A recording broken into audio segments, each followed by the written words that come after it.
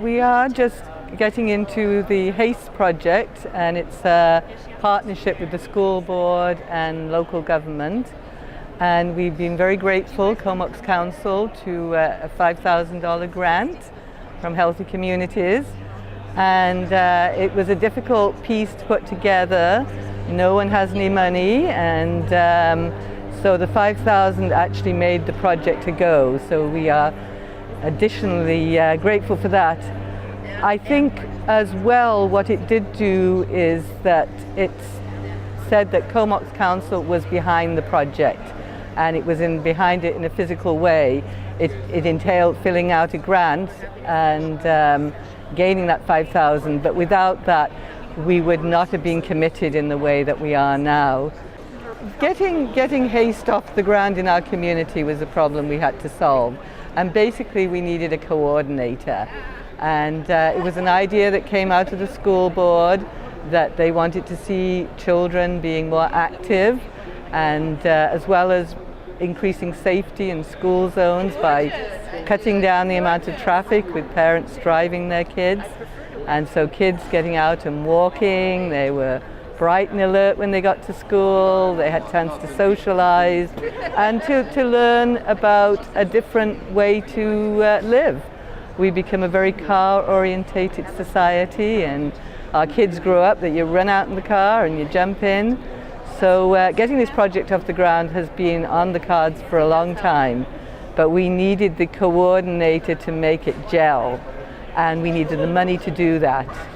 So the $5,000 grant that we got to Comox Council from you guys was an essential piece in getting the community to be able to get a coordinator, and also bring in expertise to train all of us, because it's dependent on having a committee together that represents our different communities, our engineers, our politicians, our planners, so that we can actually look at what are the physical impediments, what do we need to change, what do we need to do better in the future to make our communities more friendly for our children and our school zones into a safer space.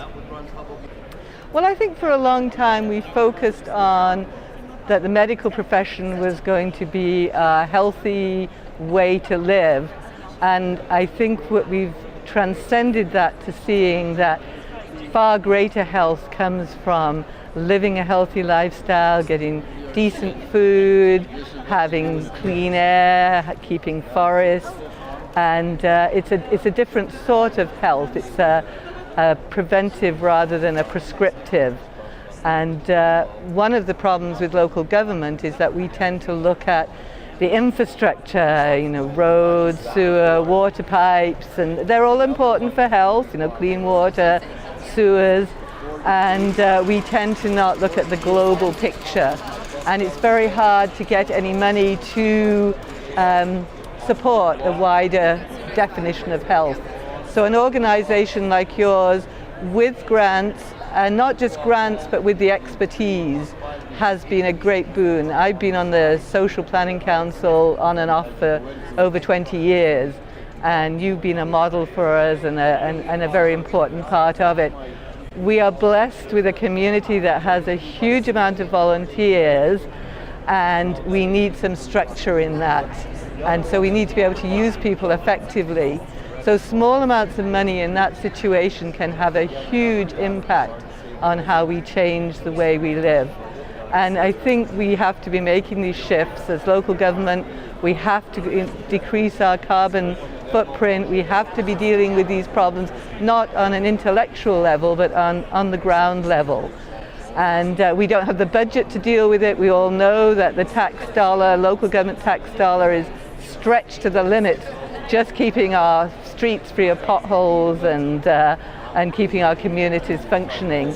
So we need to find better ways to do it, but outside organizations with the expertise, a little bit of money, it doesn't take a lot to make a difference, has been inspiring.